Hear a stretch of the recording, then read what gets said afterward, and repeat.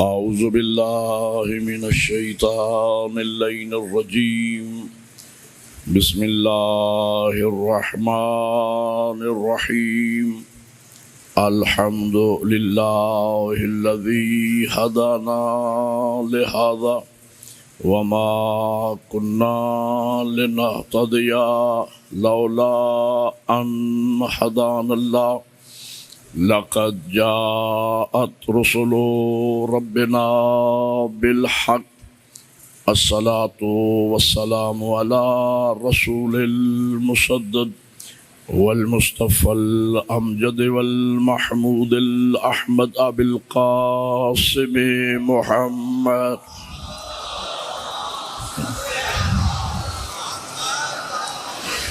وآله الطيبين الطاهرين المعصومين أما بعد فقد قال الله تبارك وتعالى في كتابه الأعلى بسم الله الرحمن الرحيم من يبتغي غير الإسلام دينا فلن يقبل منه وهو في الآخرة من الخاسرين صلوات پڑھے محمد وآل محمد.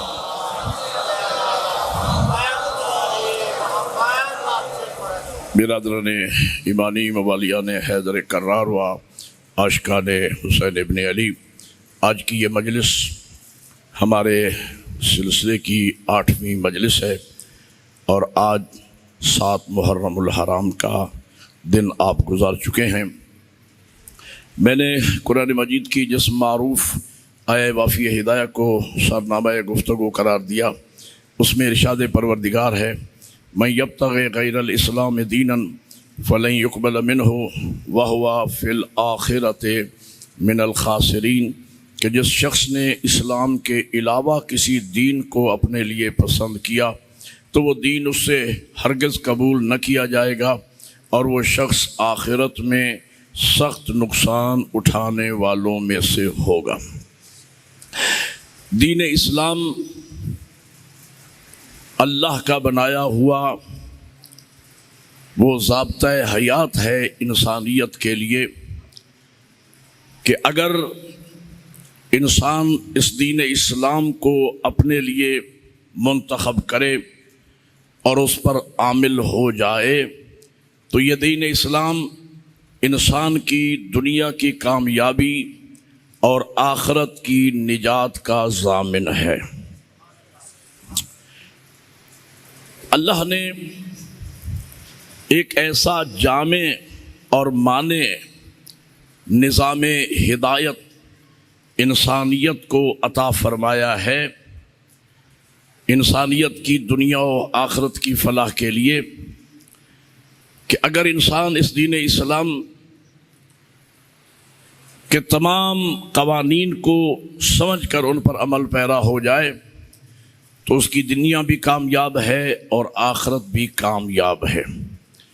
کل میں نے عرض کیا تھا کہ خاص موضوع پر مجھے بات کرنا ہے اور میں بات یہاں سے شروع کر رہا ہوں.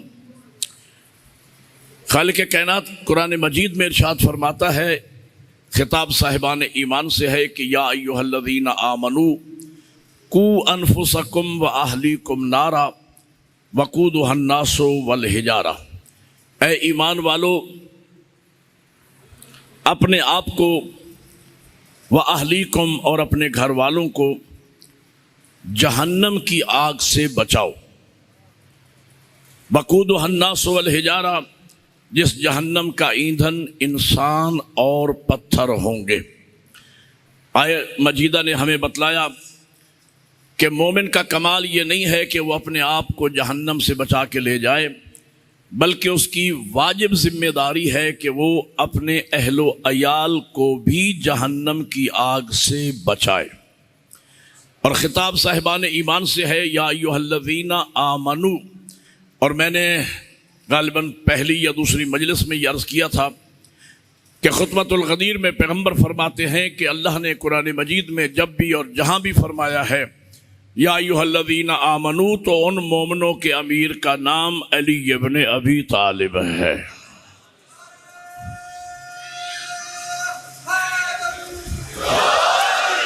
یہاں بھی اللہ علی والوں سے گفتگو کر رہا ہے، اور حدیث میں پیغمبر گرامی اسلام ارشاد فرماتے ہیں ادبوا اولادکم فانکم مسئولون، اولاد کی تربیت کرو، اولاد کے بارے میں قیامت کے دن تم سے پوچھا جائے گا۔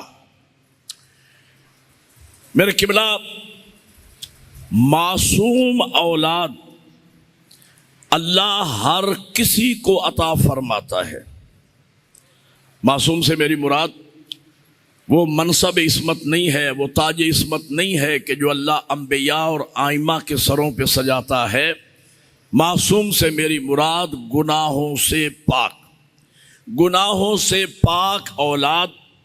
ہمارے عرف عام میں بچے کو معصوم کہتے ہیں۔ گناہوں سے پاک اولاد اللہ ہر گود میں بھیجتا ہے، اور اللہ نے ہدایت کا ایک ایسا جامع اور مانع نظام انسانیت کے لیے وضع فرما دیا ہے کہ اگر ہم اس نظام ہدایت کی معرفت حاصل کریں، اس نظام ہدایت کو پہچانیں، اور اس نظام ہدایت کے سائے میں اگر ہم زندگی گزاریں، اپنی تربیت کریں، اور اسی نظام ہدایت کے سائے میں اپنے بچوں کی تربیت کریں، تو دنیا اس کا معجزہ یہ دیکھے گی، نظام ہدایت کا دنیا یہ معجزہ دیکھے گی کہ جو اللہ نے ہماری گودیوں میں گناہوں سے پاک اور معصوم بچے دیے ہیں، اس نظام ہدایت کے سائے میں ہم ان کی تربیت کر کے، جوان کر کے معاشرے کو گناہوں سے پاک ہی پلٹا سکتے ہیں۔ اب پتہ نہیں میں سمجھا پا رہا ہوں یا نہیں۔ یعنی نظام ہدایت میں یہ طاقت ہے کہ اگر اس نظام ہدایت کے سائے میں ہم زندگی گزاریں اور اپنی اولاد کی تربیت اس نظام ہدایت کے سائے میں کریں، تو جو بچے ہماری گودیوں میں گناہوں سے پاک آئے ہیں، ہم انہیں جوان کر کے، عاقل و بالغ کر کے معاشرے کو گناہوں سے پاک ہی پلٹا سکتے ہیں۔ یہ اللہ کے بنائے ہوئے نظام ہدایت میں قوت اور طاقت موجود ہے۔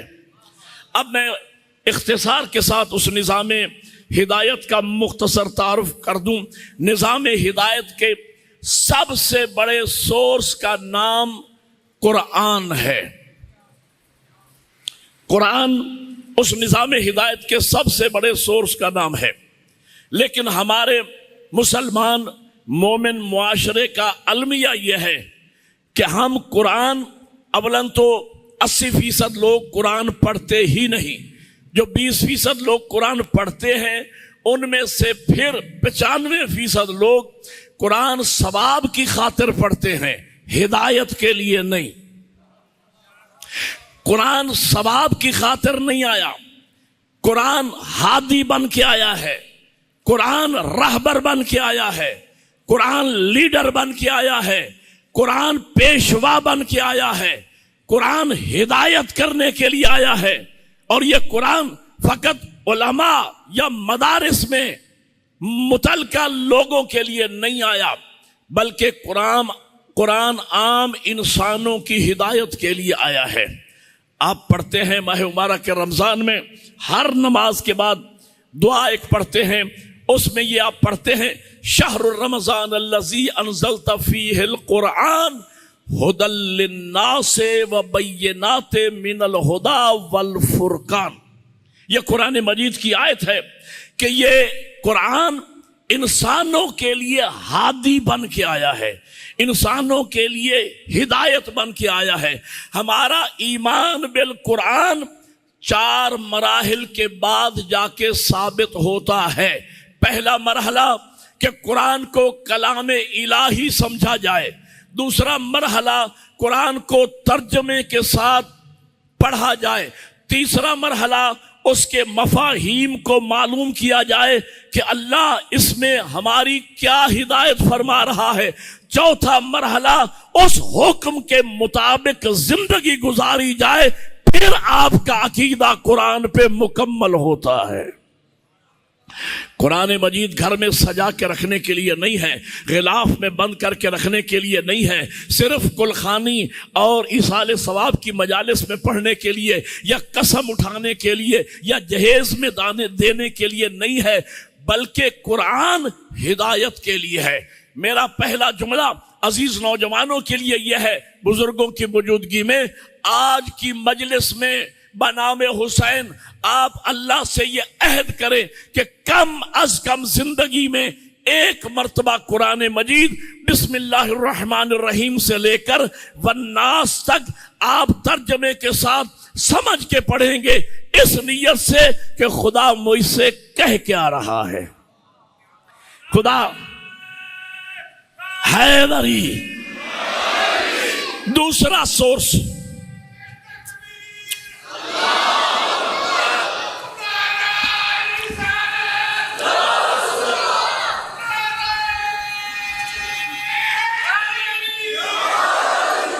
ہدایت کا دوسرا سورس جو ہے وہ تعلیمات محمد و آل محمد، 14 معصومین علیہ السلام کی احادیث، نہج البلاغہ، صحیفہ کاملہ، یہ نظام ہدایت کا دوسرا حصہ ہے۔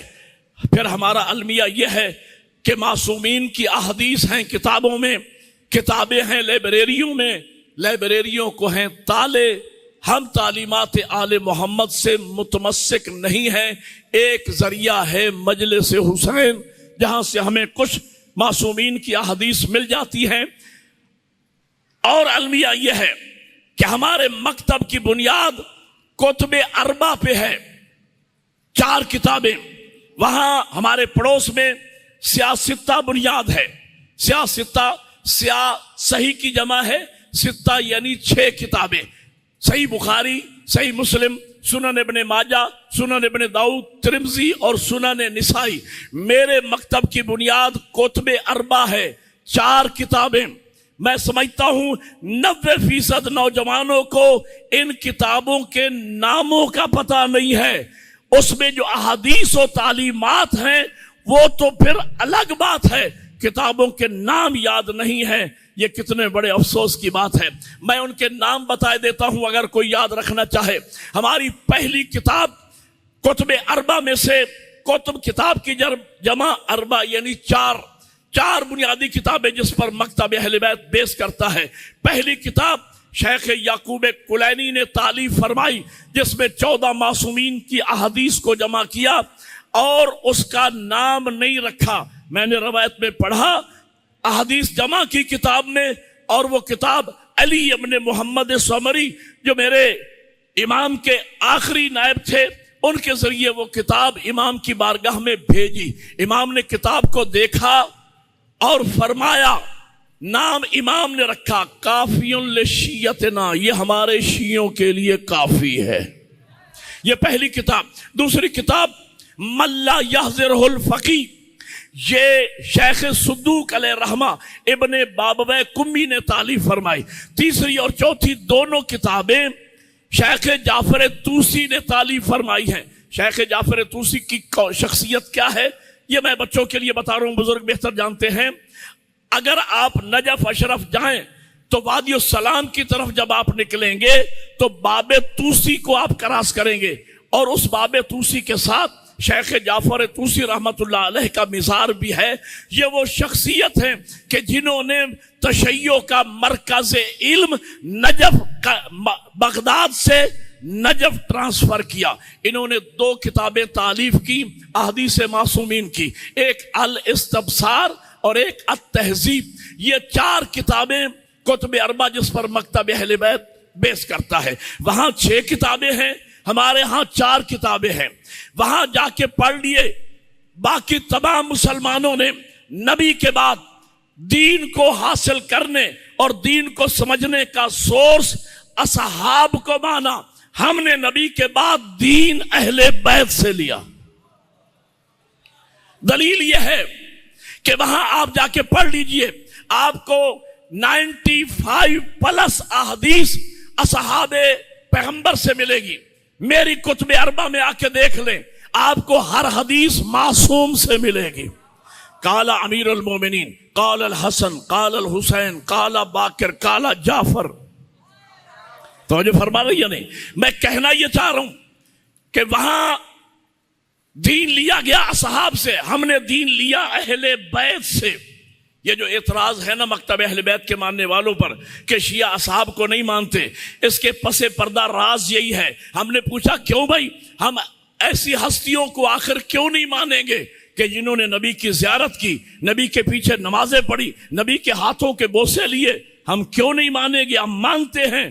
کہنے لگے ہمیں تو اس لیے محسوس ہوتا ہے کہ آپ نہیں مانتے کہ آپ دین کا مسئلہ پوچھنے کے لیے آپ لوگ ہمیں کسی صحابی کے دروازے پہ نظر نہیں آئے.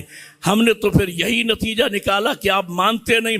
میں نے کہا بھائی ماننا الگ بات ہے، احترام کرنا الگ بات ہے، مسئلہ پوچھنا الگ بات ہے.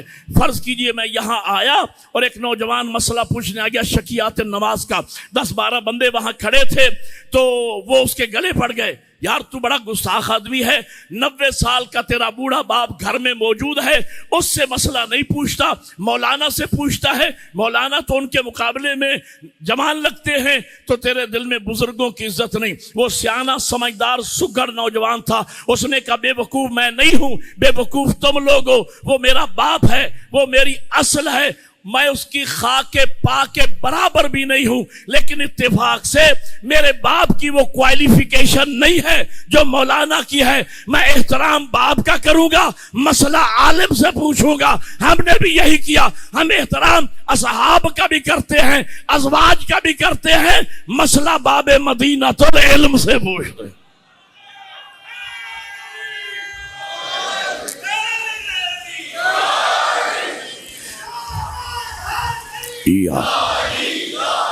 یا علی مدد.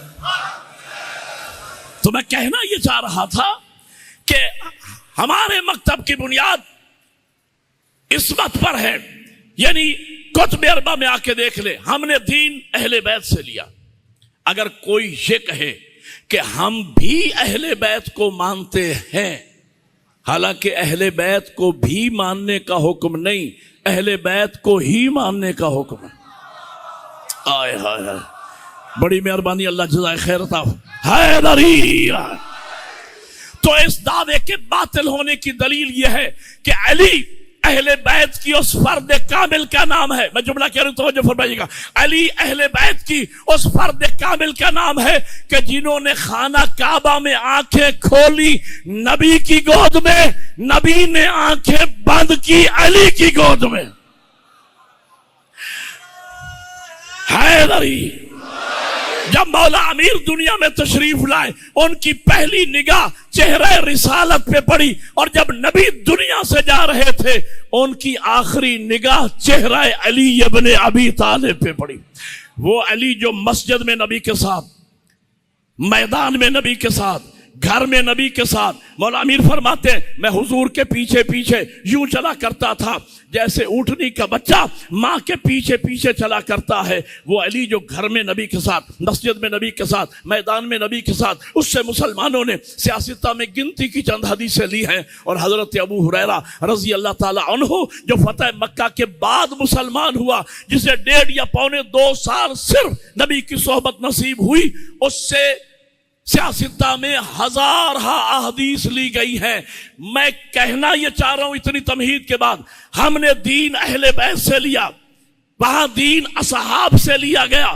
بھائی دین کے وارث کون، اصحاب یا اہل بیت؟ میرے مکتب کی دلیل یہ ہے، اگر تو نبی کے بعد دین کا، شریعت کا، فقہ کا، قرآن کا مسئلہ پوچھنے کے لیے اہل بیت جائیں کسی صحابی کے در پہ، میں مانتا ہوں اصحاب دین کے ذمہ دار ہوگے. لیکن اگر صحابی رسول کرسی اقتدار چھوڑ کر دین کا مسئلہ علی سے پوچھنے آئے،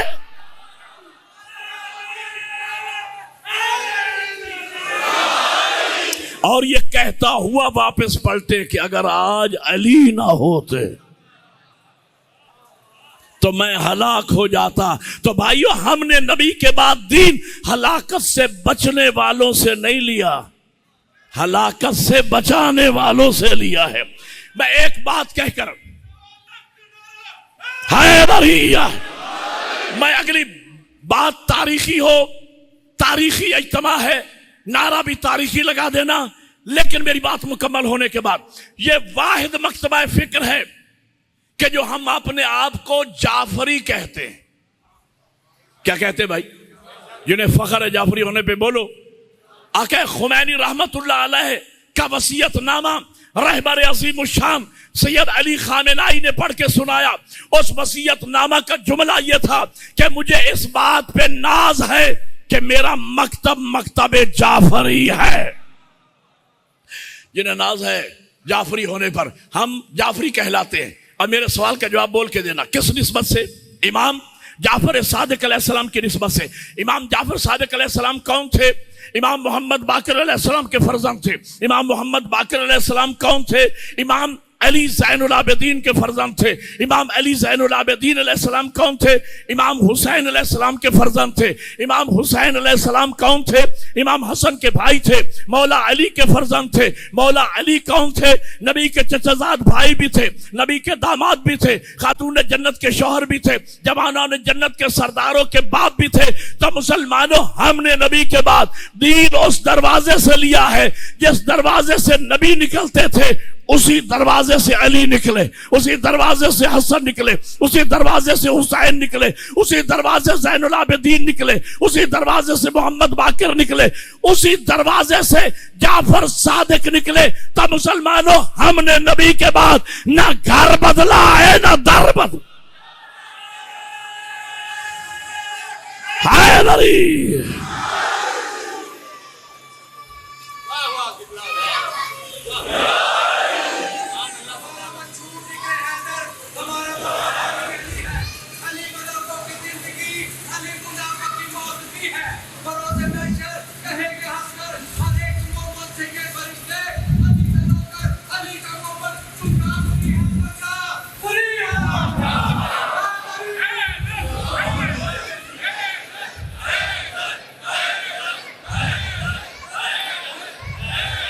ہم نے نبی کے بعد نہ گھر بدلا ہے نہ در بدلا. لوگ کہتے ہیں یہ شیعہ نے حیدر کرار مجالس کے ذریعے، جلوس ازا کے ذریعے، گلی گلی کوچا کوچا یہ جا کے یہ لوگ ہمیں اہل بیت کی طرف، میاں اہل بیت کی طرف لے کے جانا چاہ رہے ہیں. نہ میرا بھائی، ہم تمہیں اہل بیت کی طرف لے کے جانا نہیں چاہ رہے.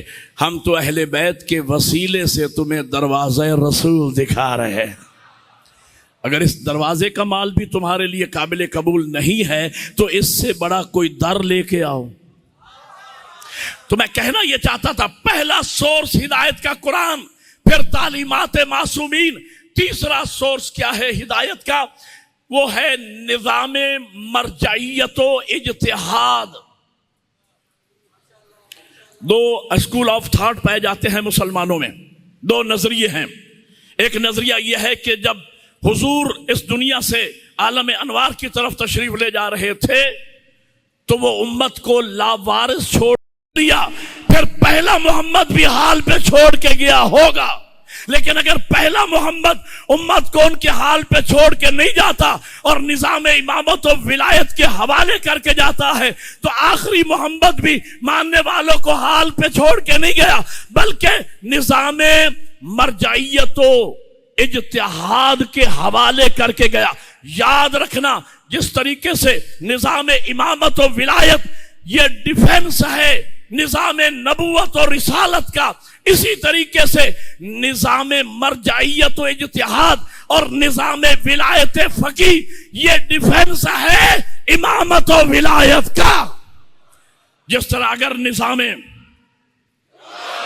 امامت و ولایت نہ ہوتی تو پیغام رسالت ختم ہو جاتا. اسی لیے فرمایا وَإِن لَمْ تَفْعَلْ فَمَا بَلَّغْتَ رِسَالَتَا. اگر یہ نظام نہ پہنچایا میری رسالت نہیں پہنچائی ہے. اور اگر نظام مرجعیت و اجتہاد اور نظام ولایت فقی نہ ہو تو نظام امامت و ولایت بھی ختم ہو چکا ہوتا آج دشمنوں کی سازشوں کے ذریعے سے. لیکن یہ نظام ہے جو مکتب اہل بیت کو باقی رکھے ہوئے ہے. اب میں کبھی تفصیل سے بات کروں گا اس نظام مرجعیت و اجتہاد پر، لیکن آج کی حد تک میں کہنا یہ چاہ رہا ہوں، اگلا سورس کیا ہے ہمارے پاس؟ وہ ہے مجالس حسین، عزاداری مظلوم، یہ نظام ہدایت کا حصہ ہے۔ تو میں یہاں تک تمہید، آگے میں بات شروع کر رہا ہوں۔ اگر اس نظام ہدایت کے سائے میں ہم اپنی اور اپنے بچوں کی تربیت کریں تو جو اللہ نے ہماری گودیوں میں معصوم بچے بھیجے ہیں، ہم انہیں پروان چڑھا کے معاشرے کو گناہوں سے پاک ہی پلٹا سکتے ہیں۔ لیکن اللہ ہمیں گناہوں سے پاک اولاد دیتا ہے، معصوم اولاد دیتا ہے۔ جھوٹ ہم سکھاتے ہیں، حسد ہم سکھاتے ہیں، غیبت ہم سکھاتے ہیں، چغل خوری ہم سکھاتے ہیں، کینہ ہم سکھاتے ہیں، چور چکاری ہم سکھاتے ہیں، گناہ ہم سکھاتے ہیں۔ اللہ ہمیں گناہوں سے پاک بچے دیتا ہے، ہم انہیں جوان کر کے گناہ گار بنا کے معاشرے کو پلٹاتے ہیں۔ اب سر اٹھانا اور آخری حلالی تک سمجھنا، اللہ کی اس کائنات میں واحد خاندان ہے، خاندان اہل بیت، کہ جن کی گودیوں میں جتنے اللہ نے گناہوں سے پاک معصوم بچے بھیجے، انہوں نے نظام ہدایت کے سائے میں اپنے بچوں کی یوں تربیت کی کہ انہیں معاشرے کو جوان کر کے گناہوں سے پاک ہی پلٹائے۔ اب میں مثال دوں گا تو چھوٹے بچے بھی سمجھ جائیں گے۔ سب سے پہلی مثال شہزادہ علی اکبر علیہ السلام، ماں لیلا سلام اللہ علیہ کی گود کی زینت بنے، گناہوں سے پاک معصوم، نہ نبی ہے نہ امام ہے، نہ ان کے لیے نص عصمت ہے۔ جن کے لیے نص عصمت نہیں ہے ان کے لیے عصمت کے مترادف شریعت نے لفظ استعمال کیا ہے، محفوظ عن الخطا۔ محفوظ عن الخطا بھی معصوم ہی ہوتا ہے، لیکن چونکہ نص نہیں ہے لہذا انہیں معصوم نہیں کہہ سکتے، محفوظ عن الخطا۔ جناب علی اکبر 18 سال کا کڑیل جوان ہے میدان کربلا میں۔ جو عصمت ماں کی گود میں موجود تھی وہی عصمت میدان کربلا میں بھی موجود ہے۔ اور دلیل عصمت کیا ہے؟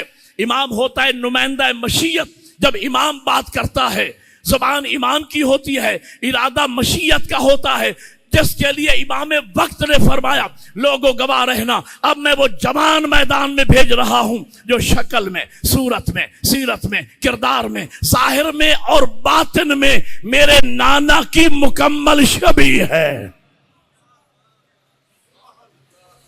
ایک جملہ کہوں شہزادے علی اکبر کے بارے میں، اہل بیت کی وہ فرد ہے جناب علی اکبر کہ جسے نام علی والا ملا، شکل محمد والی میں۔ اللہ۔ دوسری شخصیت سرکار ابوالفضل العباس علیہ السلام، 4 شعبان وفا کا قرآن، ماں ام البنین کی گود کی زینت بنا۔ میرے مولا حسن و حسین نے، مولا امیر المومنین نے اپنے شہزادے کی نظام ہدایت کے سائے میں یوں تربیت کی جو عصمت ماں کی گود میں تھی۔ 34 سال کی عمر میں میدان کربلا میں وہی محفوظ عن الخطا، وہی ملکہ عصمت حاصل ہے۔ اور ان کے ملکہ عصمت حاصل ہونے کی دلیل کیا ہے؟ جس کے لیے مولا علی فرمائے کہ یہ میرا شہزادہ تو قمر بنی ہاشم ہے۔ یہ لقب کس نے عطا فرمایا؟ مولا امیر المومنین نے، جو نمائندہ مشیت ہیں، فرماتے ہیں یہ میرا لال تو قمر بنی ہاشم ہے۔ آپ علماء و ذاکرین سے سن چکے ہیں قمر بنی ہاشم یہ میرے مولا کا لقب ہے، لیکن اس کی تھوڑی سی تشریح میں عزیز نوجوانوں کے لیے کرنا چاہتا ہوں، بزرگ بہتر جانتے ہیں۔ ان 3 لفظوں کا معنی کیا ہے؟ قمر بنی ہاشم کا معنی ہے ہاشمیوں کا چاند۔ اچھا میں ایک مثال دیا کرتا ہوں، مثلا ایک ایسا خانوادہ ہو جس خاندان میں گھر کے سارے افراد ایم اے LLB ہوں، PhD ہوں، سارے افراد، وہاں میٹرک پاس کو لوگ جاہل سمجھتے۔ لیکن اگر کوئی ایسا خاندان ہو جہاں کسی نے سکول کا منہ نہ دیکھا ہو، بالکل ان پڑھ ہو، پورا خاندان ان پڑھ، ایسے ماحول میں پرائمری پاس کو لوگ عالم سمجھتے۔ اب سر اٹھانا جنہیں سرکار وفا سے عشق ہے، مجھے بتاؤ میرے مولا عباس کن ہاشمیوں کا چاند ہے؟ ہو آپ غور ہی نہیں فرما رہے. کن ہاشمیوں کا چاند ہے؟ جن ہاشمیوں میں محمد جیسا مصطفیٰ بھی ہے، علی جیسا مرتضیٰ بھی ہے، حسن جیسا مجتبیٰ بھی ہے، حسین جیسا سید الشہداء بھی ہے. جن ہاشمیوں میں علی جیسا زین العابدین بھی ہے، محمد جیسا باقر بھی ہے، جعفر جیسا صادق بھی ہے، موسیٰ جیسا کاظم بھی ہے، علی جیسا رضا بھی ہے، محمد جیسا تقی بھی ہے، علی جیسا نقی بھی ہے، حسن جیسا عسکری بھی ہے، محمد جیسا مہدی بھی ہے. ایسے ہاشمیوں کے خاندان میں پیدا ہو کر ان سارے ہاشمیوں کا چاند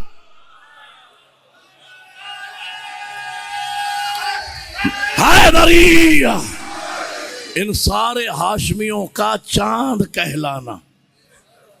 اچھا ایک جملہ میں کہتا ہوں، ذرا توجہ فرمائیں گے آپ.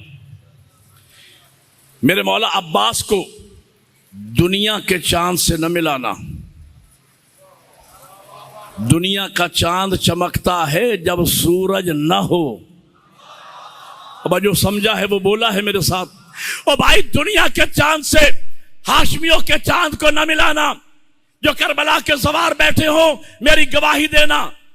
دنیا کے چاند سے سرکار وفا کو قمری بنی ہاشم کو نہ ملانا، ہاشمیوں کے چاند کو نہ ملانا. اس لیے کہ دنیا کا چاند چمکتا اس وقت ہے جب سورج نہ ہو. ہاشمیوں کا چاند سورج کی موجودگی میں چمکتا ہے.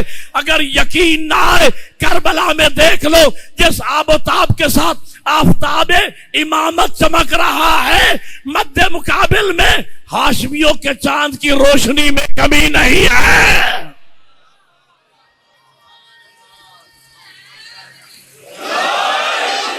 اگلی مثال سنیے. اللہ نے میرے مولا امیر کو، جناب سیدہ کو 5 اولادیں عطا فرمائی. حضرت محسن شہید ہو گئے، باقی 4 اولادیں. امام حسن و حسین دونوں امام، دونوں معصوم. 2 بیٹیاں عطا فرمائی، جناب زینب و ام کلثوم. 2 شہزادیاں عطا فرمائی. وہ نہ نبی ہیں نہ امام ہیں، نہ ان کے لیے نص عصمت ہے. اللہ اپنی مصلحت بہتر جانتا ہے.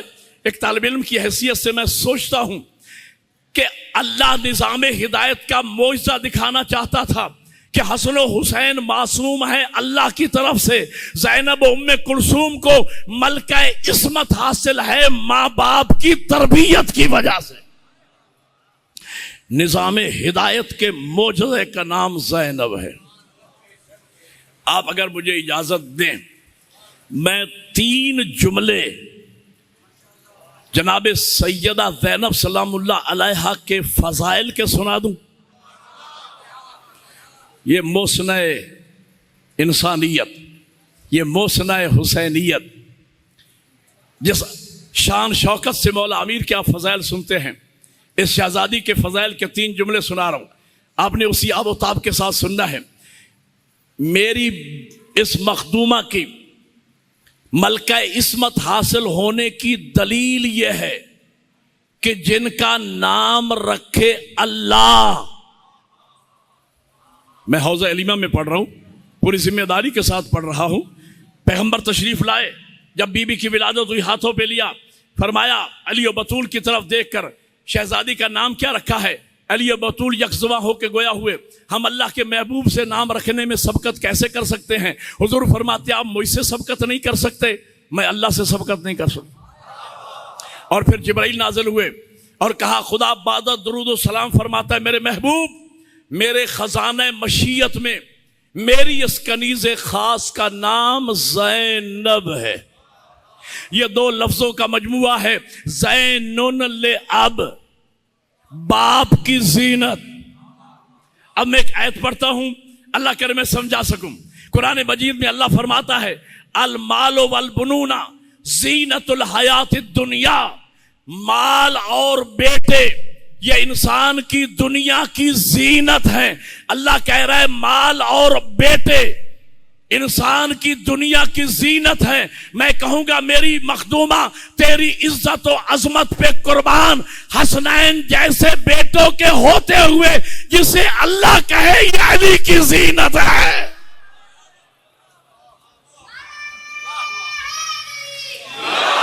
اسے زینب کہا جاتا ہے. اور میری بیوی کا مقام کتنا بلند ہے. خدا کی قسم کیا عظمت کیا شرف. جس گھر میں جناب سیدہ زینب سلام اللہ علیہ تشریف لائیں اس گھر میں 5 ہستیاں 5 تانے پاک پہلے سے موجود تھے. جس گھر میں بی بی تشریف لائیں 5 تانے پاک پہلے سے موجود تھے. اب میں 15 منٹ کی بات کو 1.5 منٹ میں خلاصہ کر کے سنا رہا ہوں. ان 5 میں سے ہر ایک ہستی گویا کے قرآن. حضرت عائشہ رضی اللہ تعالی عنہا سے کسی نے پوچھا حضور کے اخلاق کریمانہ بیان کریں. ایک جملے میں حضرت عائشہ فرماتی ہیں خلقہ القرآن، میرے نبی کے اخلاق کا دوسرا نام قرآن ہے. استاد العلماء کا جملہ ہے، علامہ سید محمد یار شاہ نجفی قبلہ اعلام کا جملہ ہے. سرائکی میں مجلس پڑھا کرتے تھے اور جو سرائکی میں پڑھنے کا لطف ہے وہ شاید اردو میں نہ ہو. قبلہ فرمایا کرتے تھے اگر قرآن انسان دی شکل چ ہووے ہاں تا میرا مرشد علی ہووے.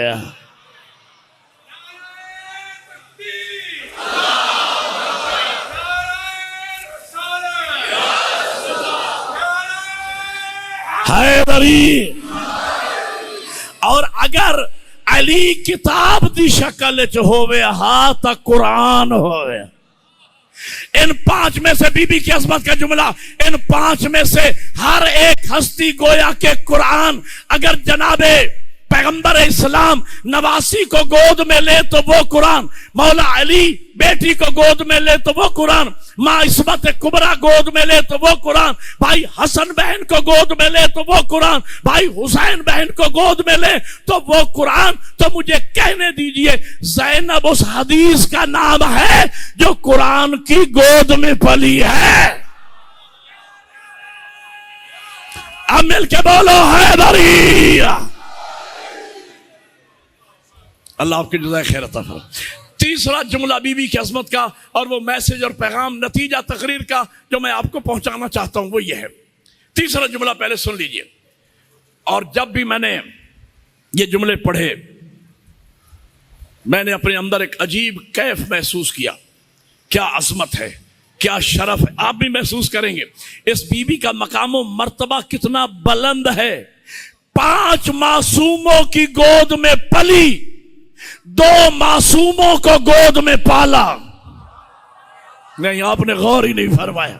اور بی بی کی عظمت تو دیکھیں، 5 تن پاک کی گود، 5 معصوموں کی گود میں پلی، 2 معصوموں کو، چوتھے اور 5ویں امام کو گود میں پالا.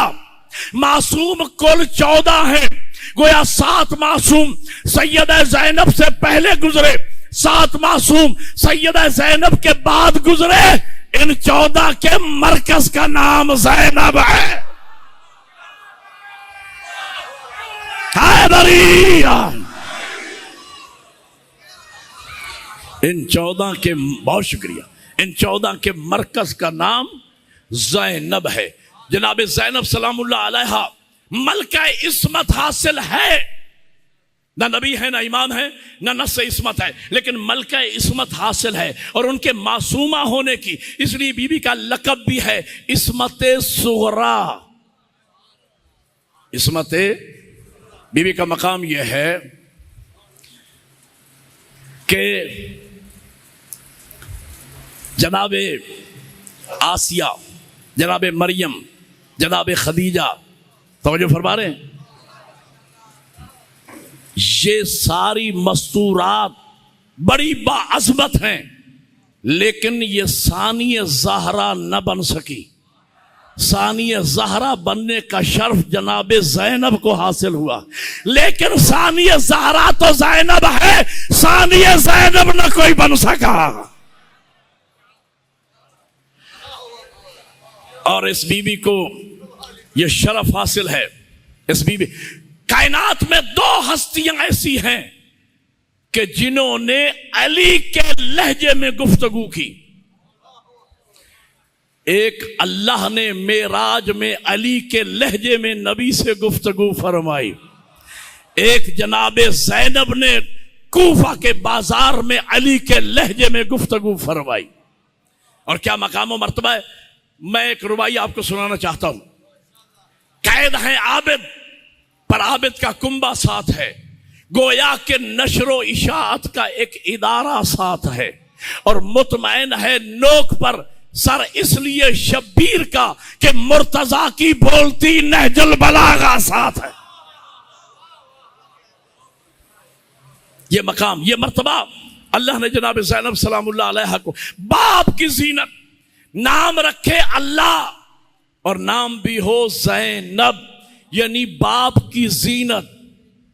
باپ کی زینت حدیث آپ نے سن رکھی ہے.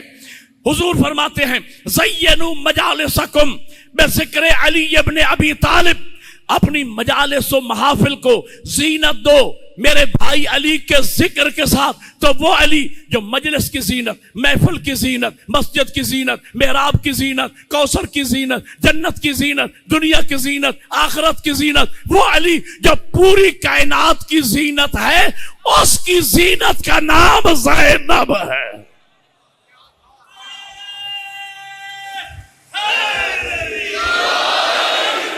وقت تھوڑا بچ گیا، میں نتیجہ عرض کروں.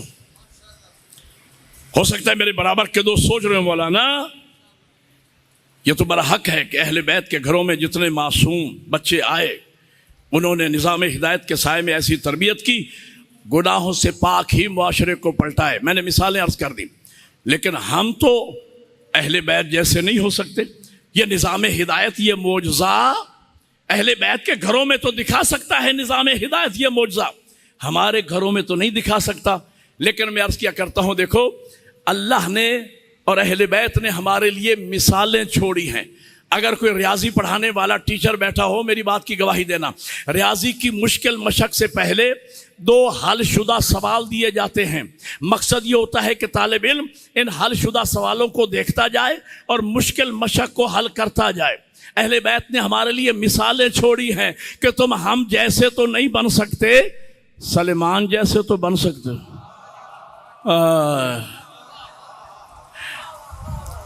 ارے تم تو شیعوں کے گھر پیدا ہوئے، تم جس گھر میں آئے اس گھر پہ پہلے ہی سے سرکار وفا کا علم لگا تھا. تمہاری مقدس ماؤں نے تمہیں نادی علی پڑھ کے دودھ پلایا، حسین حسین کی لوریاں دے کے پالا، ماتم حسین کی صداؤں میں تم لوگ پروان چڑھے. سلمان فارسی کو دیکھو، آتش پرست قبیلے سے تعلق رکھنے والا، زندگی کا ایک حصہ گزارنے کے بعد دروازہ اہل بیت پہ آیا، اور اہل بیت نے نظام ہدایت کے سائے میں یوں تربیت کی، اور سلیمان نے آنکھیں بند کر کے نظام ہدایت کی یوں پیروی کی. اس مقام پہ پہنچا کہ وہ لاکھ مرتبہ کہے میں صحابی ہوں. نبی فرماتے ہیں السلمان منا اہل البیت.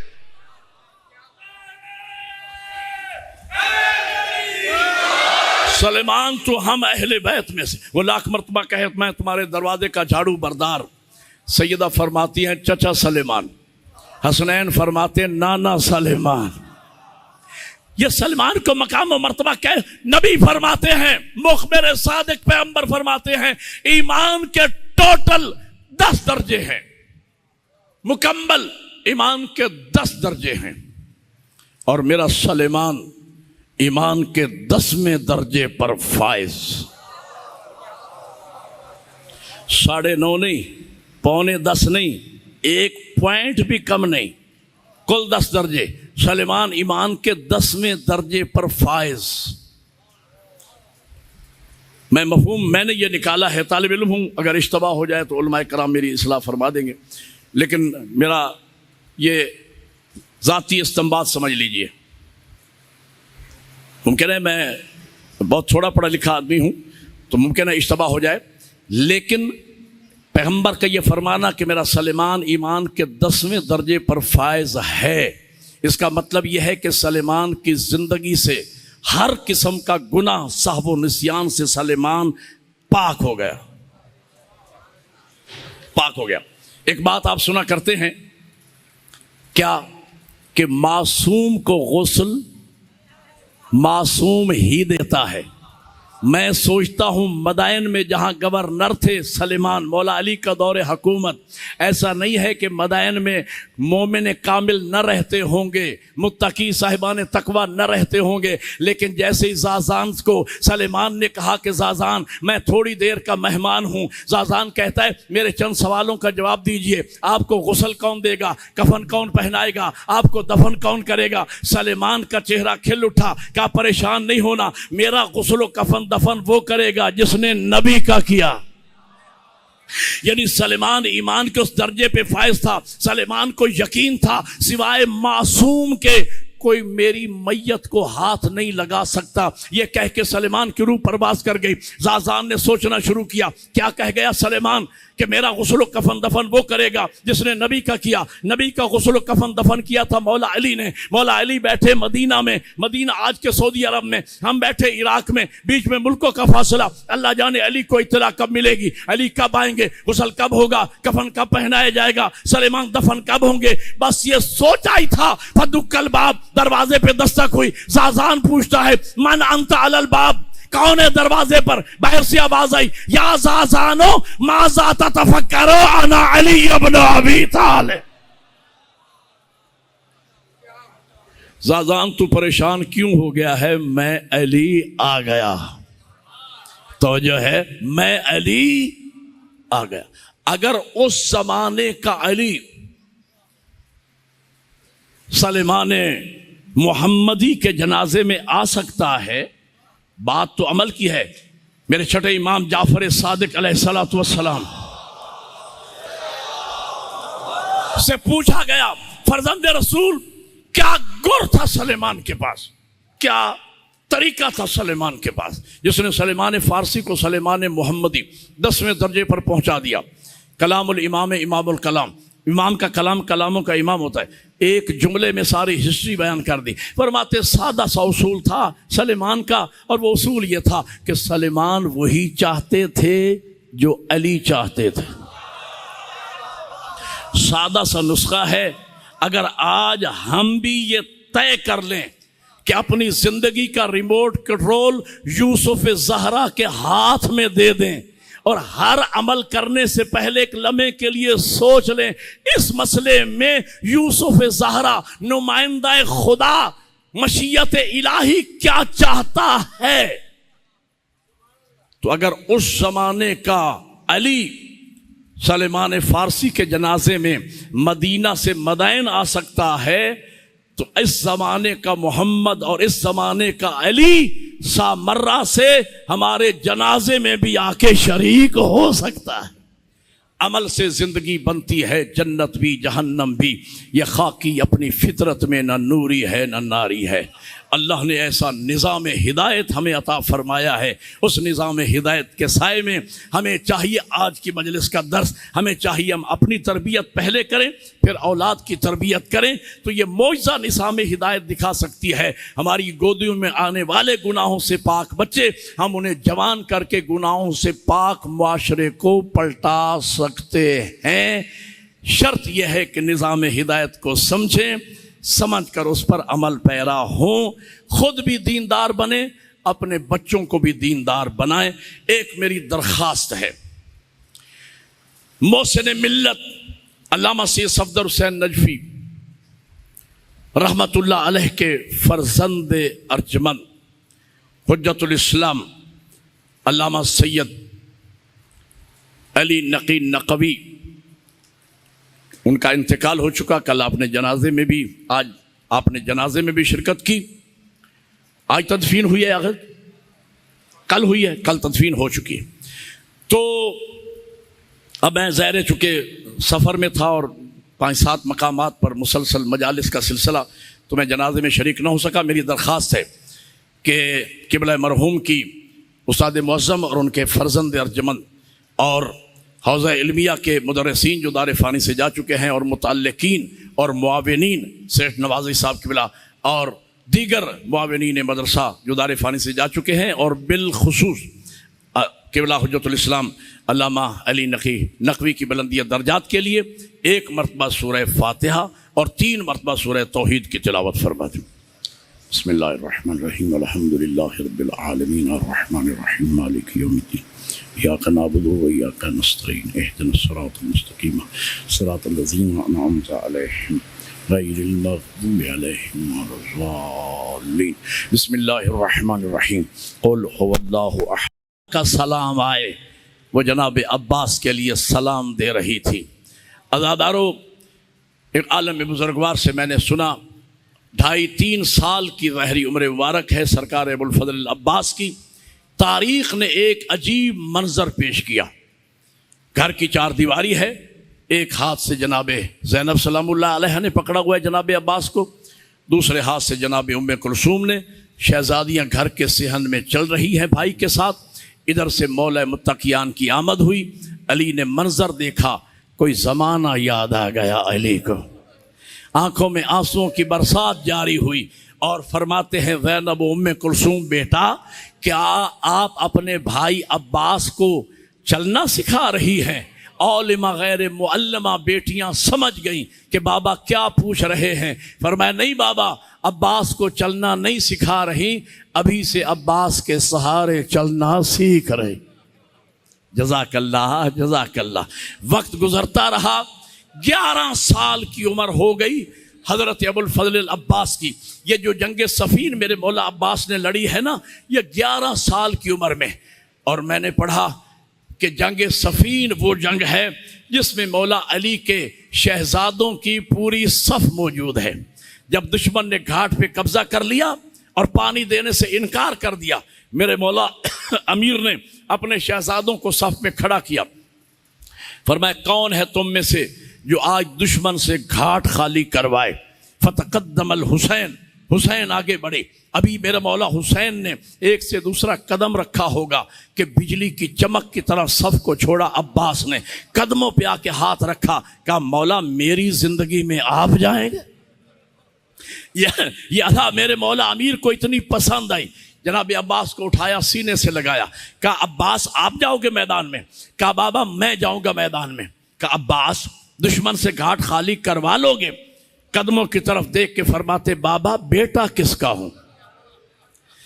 میرے مولا امیر نے، میں نے فضائل نہیں پڑھنا، صفین نہیں پڑھنا، 2 جملے مصائب کے عرض کرنے۔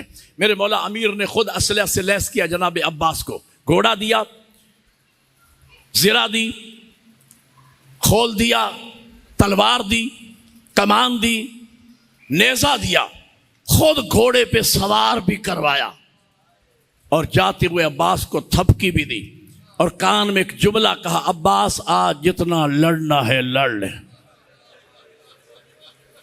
یہی حق ہے۔ اسی طرح روتے ہیں زہرا کے بیٹے کے عزادار جس طرح آپ رو رہے۔ آج جتنا لڑنا ہے لڑ لے۔ جناب عباس میدان میں آئے، گھاٹ خالی کروایا، فاتح بن کے واپس پلٹے۔ میرے مولا امیر نے شہزادوں کے ساتھ مل کے اپنے بیٹے کا استقبال کیا، سین سے اتارا۔ جناب عباس کی زبان سے نکلا آنا عطشان، بابا میں پیاسا ہوں۔ عطشان کی نون ختم نہیں ہوئی۔ بھائی دوڑے سرکار عباس کے لیے پانی لے کے آئے۔ میرے مولا امیر نے اپنے ہاتھوں سے پانی پلایا، آنکھوں سے آنسوں کی برسات بھی جاری ہے۔ جناب عباس پوچھتے بابا یہ تو خوشی کا موقع ہے، میں فاتح بن کے پلٹا ہوں، رونے کا سبب کیا ہے؟ کہ عباس مجھے ایک وقت یاد آ رہا ہے، آج تو نے مانگا ہے پانی، ہم نے تمہیں پلایا ہے پانی، عباس ایک زمانہ آئے گا کوئی کہے گا چچا پانی، جزاک اللہ جزاک اللہ، کوئی کہے گا سکا پانی۔ وقت گزرتا رہا، 34 سال کی عمر ہو گئی سرکار وفا کی، 61 ہجری آ گئی۔ شام تک یہ اطلاع تھی کہ امام حسین علیہ السلام کے ساتھ جو فوج ہے نا، معروف تعداد 72 یا 100 اور کچھ، سرکار عباس کے چاہنے والے بیٹھے ہو، مجھے بتاؤ اتنی فوج کے مقابلے میں کتنا لشکر ہونا چاہیے؟ میں سوچتا ہوں 500 مسلح آدمی آ جاتا، 5000 آ جاتا، کم از کم تعداد برادران اہل سنت کی کتابوں میں 30,000 ہے۔ یہ لشکر جمع کیوں ہوئے؟ شامی ایک دوسرے کی طرف دیکھ کر کہتے تھے جتنا ہو سکے لشکر جمع کر لو، اس لیے کہ وہ عباس جو جنگ صفین میں 11 سال کا تھا اب پورے 34 سال کا ہو گیا ہے۔ یہ ساری فوجیں آئی تھی تمہارے مولا عباس کو مارنے کے لیے۔ عزادارو، عاشور کا دن، وقت تھوڑا بچ گیا ہے، عاشور کا دن موت کا بازار گرم۔ جناب عباس اپنے خیمے میں آئے، جناب ام الفضل زوجہ جناب عباس رو کے عرض کرتی ہیں، فضل کے بابا کئی مرتبہ سکینہ خشک مشک لے کے میرے پاس آئی ہے اور کہتی ہے چچی اماں میرا اصغر پیاس سے مرنے والا ہے، چچا کو کہیے ایک گھونٹ پانی کا مل جائے۔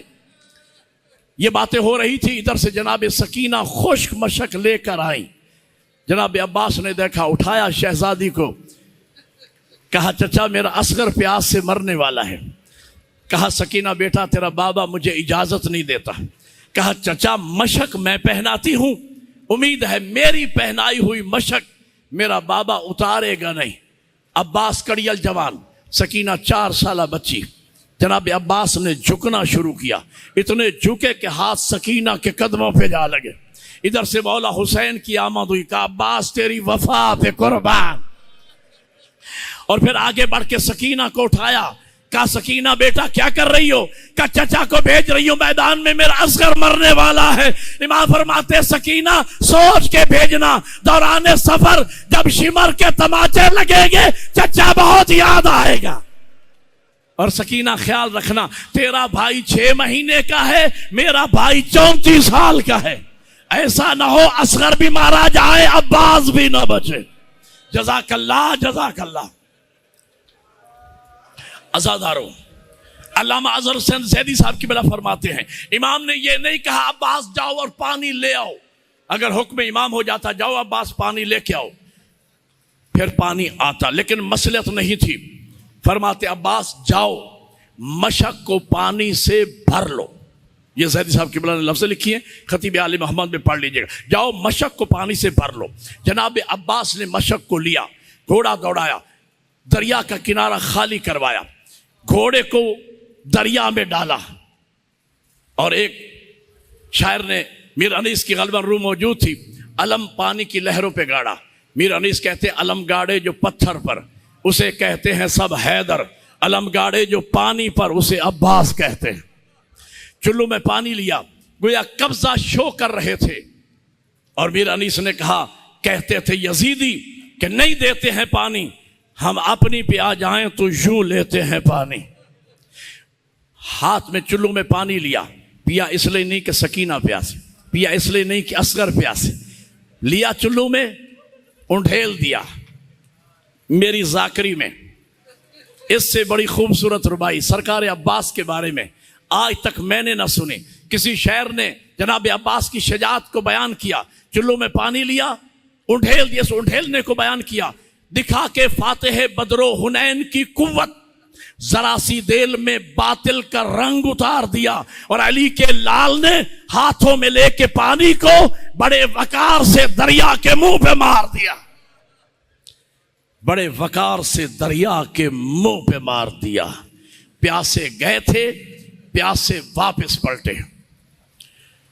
ایک ملعون نے کمین گاہ سے چھپ کے ایسا وار کیا، میرے مولا عباس کا دایاں بازو شہید ہوا، میرے مولا نے مشک کو بائیں بازو میں ڈالا، ایک ملعون نے وار کیا، بایاں بازو شہید ہوا، میرے مولا نے مشک کو اپنے دانتوں سے سینے کے زور پہ گھوڑے پہ روکا۔ عزادارو، جناب عباس سے عشق کرنے والے بیٹھے ہو، اس سے مشکل مرحلہ عباس کی زندگی میں نہیں آیا۔ ایک ملعون نے مشک کو نشانہ بنایا، پانی نہیں بہا، عباس کی زندگی بہ گئی۔ پانی کے بہ جانے کے بعد جناب عباس سنبھل نہ سکے۔ اب میں آپ سے ایک سوال کرتا ہوں، سرکار افافا کے مرید بیٹھے ہو، ایک سوال کا جواب دو۔ جب گھوڑے سوار زین سے اترتا ہے، ہاتھوں کا سہارا لیتا ہے، ہاتھ تو رہے نہیں، کیسے عباس زین سے زمین پہ آئے؟ ادھر عباس زین سے زمین پہ آئے، ادھر میرے امام کی آواز آئی، الان ان کا سرازا، ہائے میری کمر ٹوٹ گئی۔ جزاک اللہ جزاک اللہ، ہائے میری کمر ٹوٹ گئی۔ میرے مولا حسین عباس کے سرہانے پہنچے، سر اٹھا کے زانو پہ رکھا، آخری جملے کہہ رہا ہوں، سر اٹھا کے زانو پہ رکھا کہ عباس کوئی آخری وصیت کہا مولا میری پہلی وصیت تو یہ ہے، مجھے خیمے میں نہ لے جانا، مجھے سکینہ سے شرم آتی۔ علامہ نقل علیہ رحمہ لکھتے ہیں چونکہ وصیت کا پورا کرنا واجب ہوتا ہے، اصل راز یہ تھا وصیت کر دی تاکہ غریب زہرا کو میرا لاشا اٹھانے کی تکلیف نہ ہو۔ کہا مولا میرے لاشے کو خیمے میں نہ لے جانا۔ دوسری وصیت یہ کی کہ مولا جب میں زین سے اتر رہا تھا میں سن رہا تھا آپ کی آواز آئی تھی، لوگوں میں غریب ہو گیا، میں سر کے بل زمین پہ آیا ہوں، میری آنکھوں میں خون اور مٹی ہے، مولا مجھ پہ احسان کیجئے، میری آنکھوں سے خون اور مٹی صاف کیجئے، میں اپنی آنکھوں سے دیکھنا چاہتا ہوں غریب ہوتے کیسے ہیں۔ اب اگلا جملہ خطیب اکبر مرزا محمد اطہر لکھنوی عالم دین ان کا جملہ ہے، فرماتے جناب مولا حسین جناب عباس کی آنکھوں سے خون اور مٹی صاف کر رہے تھے، اللہ جانے کیا خیال آیا جناب عباس کو، اپنا سر اٹھا کے زمین پہ رکھ دیا۔ مولا حسین فرماتے عباس آخری وقت میں تیرا بھائی حسین تیری کچھ خدمت کرنا چاہ رہا ہے، قبول نہیں ہے؟ کہا مولا قبول ہے۔ فرمایا سر کو اٹھا کے زمین پہ کیوں رکھا؟ ماتم کرنا ہے لفظ سمجھنا۔ کہا اس لیے سوچتا ہوں جب آپ کے نانا محمد کا انتقال ہوا تھا ان کا سر تھا اماں زہرا کا زانو تھا، جب اماں زہرا کا انتقال ہوا ان کا سر تھا بابا علی کا زانو تھا، جب بابا علی کو ضرب لگی ان کا سر تھا بھائی حسن کا زانو تھا۔ اور مولا میں سوچ رہا ہوں جب میں جا رہا ہوں اور میرا سر تو آپ کے زانو پہ ہے اور زہرا کا غریب بیٹا جب تو زین سے اترے گا تیرا سر کس کے زانو پہ ہوگا؟ قریب سے کسی بی بی کے رونے کی آواز آئی، عباس آرام کی نیند سو جا۔ ارے وہ ماں جس نے چکیا پیس پیس کے پالا، جزاک اللہ جزاک اللہ۔ آخری جملے کہہ رہا ہوں صرف ایک منٹ کے بعد، اس کے بعد میرے مولا کے علم کی شبیہ آ جائے گی، ایک منٹ کی اور زحمت آزادارو۔ وہ وقت آ گیا، وہ وقت آ گیا بھائی کے زانو پہ بھائی چلا گیا۔ خدا یہ منظر کسی کو نہ دکھائے، بھائی کے زانو پہ بھائی چلا گیا۔ مولا حسین نے سر اٹھا کے زمین پہ رکھا، خالی علم اٹھایا۔ کربلا کے سوار گواہی دینا آج بھی علم بلند جگہ پہ ہے، مقتل نیچے ہے، ادھر سے خالی علم چلا۔ بچوں نے سمجھا چچا پانی لے کے آ رہا ہے، سکینہ کے گرد بچے جمع ہو گئے، کاسے ہاتھ میں لے، سکینہ وہ تیرا سکا آ رہا ہے، ہمیں پانی پلاؤ گی؟ بی بی فرماتی ہے میں کریم کی بیٹی ہوں، دعا مانگو میرا چچا پانی لائے، اصغر کو بعد میں دوں گی، پہلے تمہیں پلاؤں گی۔ علامہ حسین بخت جاڑا صاحب قبلہ سے میں نے سنا جب خالی علم آیا کئی بچے زمین پر گرے، انا للہ و انا الیہ راجعون۔ سیدزادیوں نے حلقہ باندھا، ماتم شروع ہوا، واہ محمدہ واہ علیہ واہ حسینہ، ماتم حسین۔